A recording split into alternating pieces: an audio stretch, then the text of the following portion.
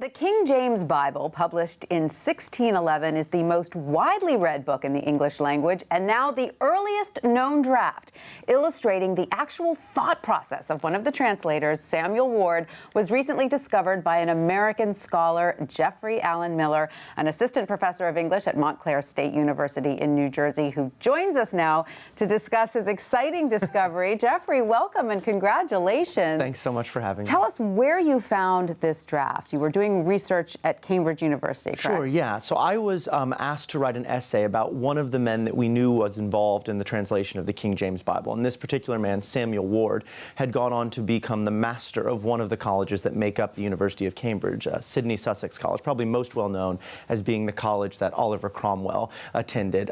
So I knew that a lot of his manuscript, notebooks, and miscellaneous other papers survived there. So I just went to the archives and was just trying to see if I could figure out what were some of the things that this man was interested in at the time. And in one of his many notebooks that survived there, I found this draft. And you were already a Ward scholar, so you were familiar with his handwriting. It's a little difficult for some people to read. Do you think that was why you realized this had been miscategorized? It's part of the reason. I mean, I think the person who had initially cataloged it, it was a woman named Margot Todd, and she could, I think, really read his handwriting very well, too. But certainly his handwriting is bad, and it only got worse over time. Thankfully, he was a little bit younger when he was doing this. But it's also partly that it doesn't really look like what you might expect a draft of the King James Bible to look like. So if you're looking at it very quickly, it does actually look more like what it was initially cataloged as being. It looks more like a commentary. There it is. Right, now, exactly. Tell us what we're looking at here exactly, because what I think is so fascinating is that you say we can see him making corrections. You can see the thought process of the translator. Absolutely. So one of the things that to know about the King James Bible is that the translators were in fact ordered not to compose an entirely new translation of their own, but rather to revise the previous English translation known as the Bishop's Bible. So what you can see him doing here is querying verse by verse, word by word, every part of that previous English translation known as the Bishop's Bible. So Menverath right there, that's from verse 8, chapter 8, verse 2.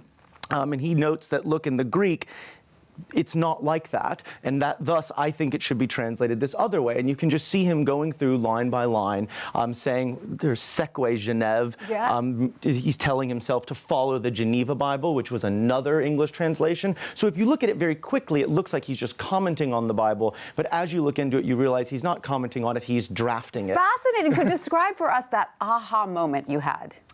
So it wasn't actually kind of in the moment right when I looked at it and think, oh, that's what it is. Oh my goodness, this is a draft of the King James Bible. It took a little bit of piecing together, so it was in some ways an aha moment that occurred in stages. Partly it was first trying to figure out which part of the Bible he seemed to be commenting on. Yes. And then I realized that that was a part of the Bible that he'd been asked to translate. And then at some point it all, once that came together for me, it all sort of suddenly Did you get up and jump up and down? What did you do? I sort of sat back in my chair, and there's a moment of disbelief. I mean, you can't really quite believe that you're looking at what you're looking at. So then you want to make sure you cover all your bases. I told my wife what I thought I'd found, and then slowly but surely you start to allow yourself to believe it. So tell us very quickly a little bit about the translation of the King James Bible. It was done by teams of translators, correct? Exactly. And why was it being retranslated at all?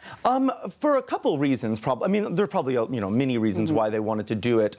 So there was a new king on the throne at the time, James I, the James who will go on to lend his name to the translation. And the previous official translation, so to speak, of the English church at the time was this translation known as the Bishop's Bible. But it was widely regarded as being not a very good translation. And then there was another competing English translation known as the Geneva Bible. But James I basically hated this translation. That one didn't allow for the divine right of kings, correct? Which is a problem. It had these marginal notes that would say that if the king was wicked, you could just rise up and overthrow him. No, I didn't like that. I didn't like that. But the King James Bible is also well known among English scholars for beautiful turns of phrases. Absolutely, absolutely. Like a drop in the bucket, and some of these phrases. Skin of our teeth, the world turned upside down, things like that. We still use these. Do we know if we can attribute any of these directly to Samuel Ward now? I don't know, actually. I think that there's, I mean, one of the, probably one of the most moving phrases of the thing that he was involved in, there's this phrase called glorious is the fruit of good labors. That's his. Yes. In a sense, though he's following a previous English translation and trying to get back to it. Right. But definitely the King James Bible writ large shaped the language arguably more than any other work ever written. And it's certainly the most widely read work of English literature ever written, surpassing even Shakespeare. It certainly is. Fantastic discovery. Congratulations. Thanks so much for having me. I really appreciate it.